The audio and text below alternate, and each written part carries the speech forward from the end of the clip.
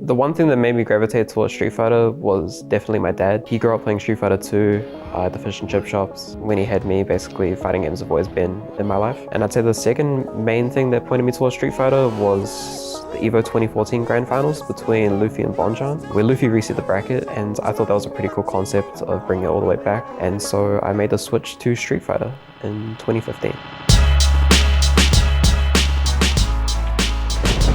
So I came into the scene at a pretty young age. I was about 14 years old. I wasn't even that great at Street Fighter at the time. I guess I just had that drive to improve and get better, and that was mostly passed down from the elders of the community, Dave, Sol, Uncle Danny, and a lot of other community members that I met at the time. A lot of good people that I'm still friends with today, people that I'm still seeing at tournaments as well, some people that I haven't seen at tournaments in a while. Yeah, just in general, it's been great to still be part of this community 7 years on.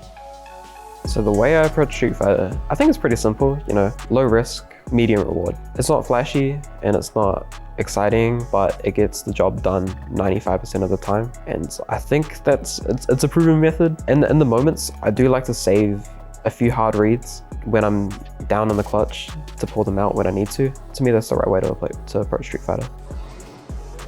My first national title, leading into it, I had a pretty strong track record. At this point, I just turned 16. I won my first major in Christchurch, and I'd won the 4 most recent locals going into this nationals. I was looked at as the favorite, but I still had quite a bit to prove, and I was practicing really hard at this point in time because there was still a lot to learn about the game. I'd only been playing for about a year and a half. This was easily my most hard-fought nationals, and I really, really wanted it because it was going to be my first. If I'm being honest, I took it out in a way that I was definitely on the back foot. Zazov was my opponent, and he was basically one combo away from taking the whole thing. And then I hit him with a wake-up jab into a sequence that happened to kill. It's probably the only time that I've really popped off for a win, because it was a 3-2 bracket reset. I was in losers, and then a 3-2 final game, final round to take the tournament. Knocked over a monitor box, started hugging people. It was great. Probably the best feeling I've had post winning a tournament. A little bit after my first nationals win, I went on a pretty solid winning streak. I won Damager Cup at the end of 2017. I won Garden of Might at the start of 2018, the Waikato Major, middle of the year. This was leading into a pretty big event for us, Red Bull Kumite. This was a qualifier for an event in Paris. I was looking to be the clear cut favorite because at the time I was on a 4 major win streak. I had a few news pieces done. It definitely got to my head a little bit, and in the moment I ended up coming second to Zazov. It was a good humbling experience, but it wasn't the end of the world because I did manage to get some international travel in a little bit later in my career. Yes, definitely. I do feel a lot of pressure when I go overseas. It's mostly during the flights and my initial matches. But once I get settled, the nerves sort of ease away, which is why the deeper in the tournament I go, the better I start playing. And I feel that sort of leads into how I manage to get the results that I get. But in short, yes, there's a lot of pressure. Combo breaker is time! Here at Combo Breaker. No, coach, no. My first international major was Combo Breaker 2019. That's an event that is held in Chicago, Illinois. And the Street Fighter bracket was a premier event for the Capcom Pro Tour, which is the professional circuit for Street Fighter. There were 611 entrants. My expectations didn't really have any set. I just knew that I wanted to beat at least one big name in the community. It was basically like my test run. If I could perform at this level while still living in New Zealand. I managed to eliminate Brian F, Goichi, who's a legendary Japanese fighting game player, and MOV, who's basically a god in Street Fighter, before having my run ended at 49th to Joey, who is arguably the best Mika in America, 2-1. And I don't think I could have been any more proud of my run for my first major. I was about 17 at the time, and it was amazing having a lot of my friends from New Zealand and Australia there to cheer me on. Do I see myself returning to Combo Breaker? Yes. Combo Breaker is easily one of my favorite tournaments. Even if you get eliminated early on, the venue is 24 hours. You can play casuals with the best players in America, basically, for the entire weekend. As a learning resource, it's invaluable. To wrap up 2019, I decided to attend the last chance qualifier for Capcom Cup. In that tournament, I managed to place 25th out of about 220 people, beating out Chakotay, Mira, Jabril, but I was eliminated by Ricky Ortiz, who's a very, very well-known Chun-Li player in America. who placed second at the 2016 Capcom Cup. The pandemic is officially over. The World Health Organization today declared an end to the COVID-19 global health emergency. We're back, baby!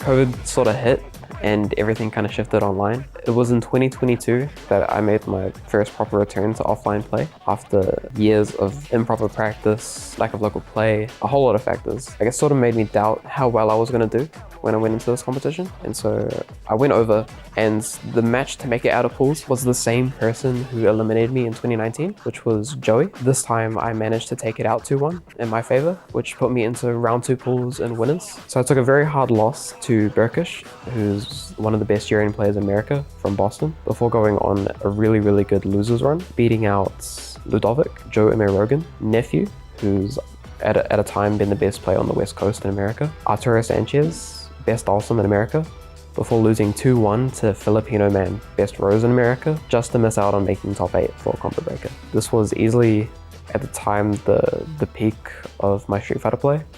It's the best I've done in international competition, and I really felt like I'd proven myself as an international force in Street Fighter. Growing up around the FGC, it's been amazing. Some key moments that I've had were definitely House of M2, which was my first major after turning 18, and definitely my 21st, which was really amazing to see a lot of the community figures there to celebrate on probably one of the biggest nights of my life.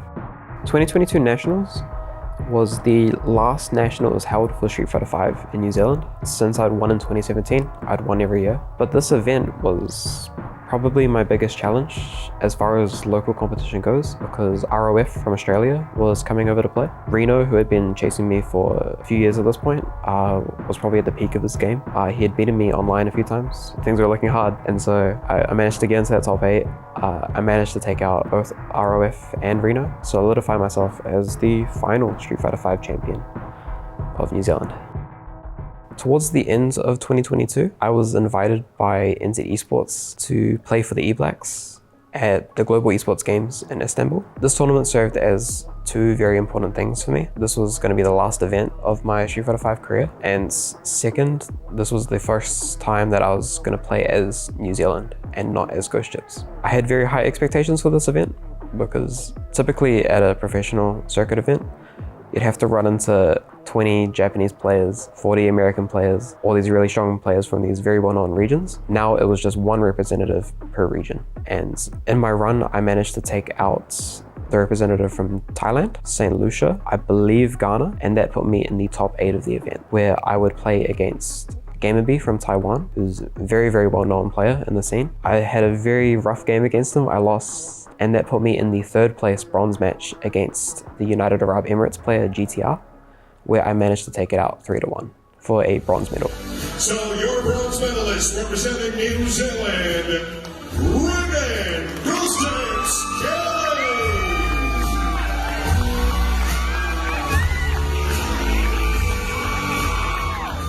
I was pretty over the moon. The moment I heard about this tournament, I was like, I'm bringing a medal home. I was that confident, and to be able to do so was just the best. Just an overall great feeling to be able to come home as an esports medalist. Looking back on my time in Street Fighter V, there's not really much more I can say. I've managed to win it all, basically, and I'm very grateful that I've been given this platform to be able to train, play, and perform at the level that I have. I hope that in the next game, there are more players that are able to step up and try and take me down. How am I feeling going into Street Fighter 6? I'm feeling pretty confident. The game plays quite similarly to how Street Fighter V does right now in its end state, just with the addition of a few moves from older Street Fighter titles, such as Focus Attack from Street Fighter 4 and Parry from Street Fighter 3, but the overall neutral still feels quite similar, so I'm feeling pretty good going into the next game. Currently, I'm in my last year of university studying a bachelor's of mechanical engineering. It's been pretty hard, but I'm trying to get that done and dusted. And so for the most part, for the first half of Street Fighter 6, I won't be playing as much. Once I'm out, I'm very keen and ready to get right into it. Start claiming more nationals, but more importantly, start playing at an international level again.